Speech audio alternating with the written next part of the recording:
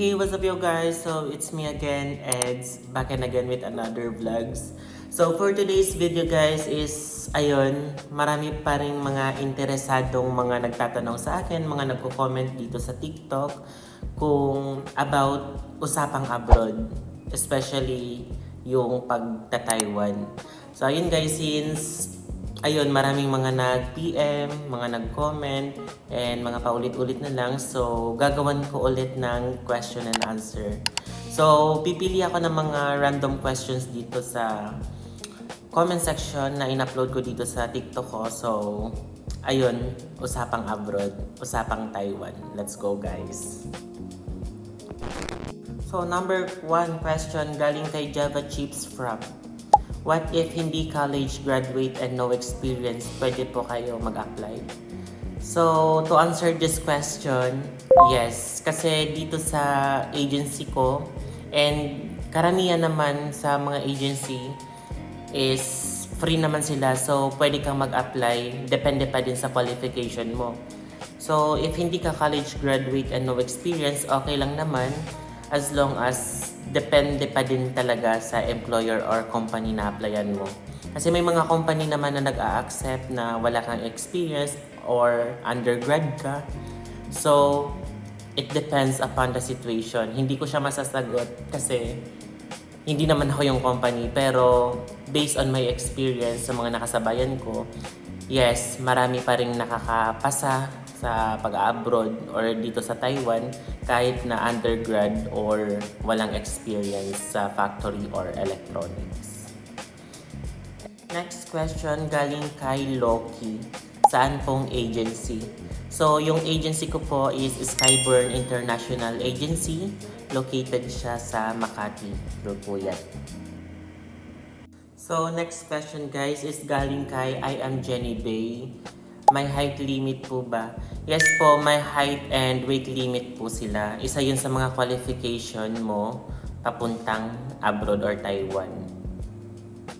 So next question naman is galing kay Rio. Pwede ba may tattoo sa Taiwan? So, yes, pwedeng may tattoo dito sa Taiwan. Pero before ka mag-apply is make sure na yung tattoo mo is hindi visible. Kasi commonly sa mga agency is medyo strict sila when it comes sa mga tattoo. Like yung sobrang visible ng tattoo, like dito sa braso, kamay. So, ayun, friendly advice. Kailangan nyo munang hindi magpatato. Dito na lang kayo magpatato sa Taiwan. Or if may tattoo naman kayo, mas maganda kung hindi siya visible. Like dito sa chest, maliit lang sa likod. Kasi may mga agency na hindi nagtatanggap or hindi tumatanggap ng may mga tattoo.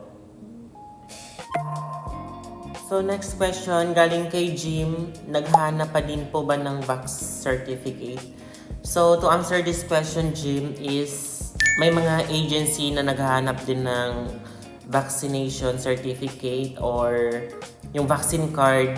So, if wala kayo nun, pwede naman kayong mag-download ng egov.ph kasi dito sa agency namin or lahat namang agency is kailangan mo talagang mag-download ng egov.ph kasi yung mga PSA, I mean yung national ID nyo, kung wala pa kayong national ID card, yung digital is kailangan nakakonect or na-download nyo yun sa egov.ph. Then, doon sa egov.ph is meron na din doon ng vaccination certificate. Nandun na lahat ng information, yung first dose, second dose, and yung booster. So, nandun na lahat. I-download nyo na lang yung app, guys. So, next question, galing naman kay O'Neil. Makakapasa po ba yung may sira sa ngipin? So, for this one, dito sa agency ko ulit, hindi naman masyadong strict sila when it comes sa sa ngipin or yung sa dentist kasi as long as tawag doon na goods naman yung pagpa-clinic mo doon sa like sa pagpa-medical nyo sa ngipin mo and wala naman masyadong naging problema, so ayun, smooth pa din yung transaction, so hindi yun magkukos ng delay sa flight mo. So, yung pinafocusan lang talaga ng sa medical is yung sa lungs mo, dapat wala kang ano dyan, tawag nun, walang problema sa lungs mo or anything else. Basta sa ngipin is okay naman siya. Hindi siya masyadong mabigat na ikokos ng pag-field mo sa flight. So, next question galing kay Jai. Medyo natatawa ako sa question niya, pero sabi niya, tumatanggap po ba sila pag may peklat ka? Siguro, ang minimi niya dito yung sa lung scar. Pero, I am not sure. Pero kung sa peklat like dito lang sa braso or sa binte, yes, wala naman silang problema kung may mga peklat-peklat ka dyan. Ang importante lang naman is mag-fit to work ka during your medical. Basta nagpo-focus lang sila, ayun nga, yung sa lungs mo. So, dapat all good siya. Pero yung mga physical, sa outside na appearance mo, like peklat, kung ano pa man yan na may sa mga balat-balat mo, okay lang siya guys. Magpapas pa din yan at hindi siya magkakos ng delay sa pag-apply mo papuntang Taiwan. So next question, galing naman kay It's Juliana, natanggap po ba ng transfer? So, ayun guys, yung updated is hindi po sila nagtatanggap ng transfer Taiwan to Taiwan. Kasi nagkaroon ng issue nga about sa pag-transfer. So, medyo naging strict si Acton sa sa pag-hiring ng Taiwan to Taiwan. So, hindi sila hindi sila ngayon tumatanggap ng transfer. Hindi ko lang alam sa ibang agency dito sa Taiwan ibang company. Pero dito sa company ko, dito sa Acton is hindi sila nagtatanggap ng for transfer. Next question galing kay Franceng. Anong work po nyo?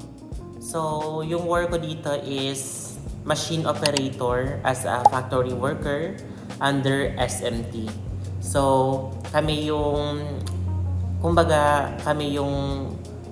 unang humahawak ng product. Like, wala pa siyang, basta kami yung unang station na humahawak ng product up until mapunta siya sa back-end department, sa packing. So, SMT, machine operator, so printer ako. So, galing kay Lala, how to apply. So, dito sa agency ko guys is for walk-in lang sila. Walk-in application. Wala po silang online application.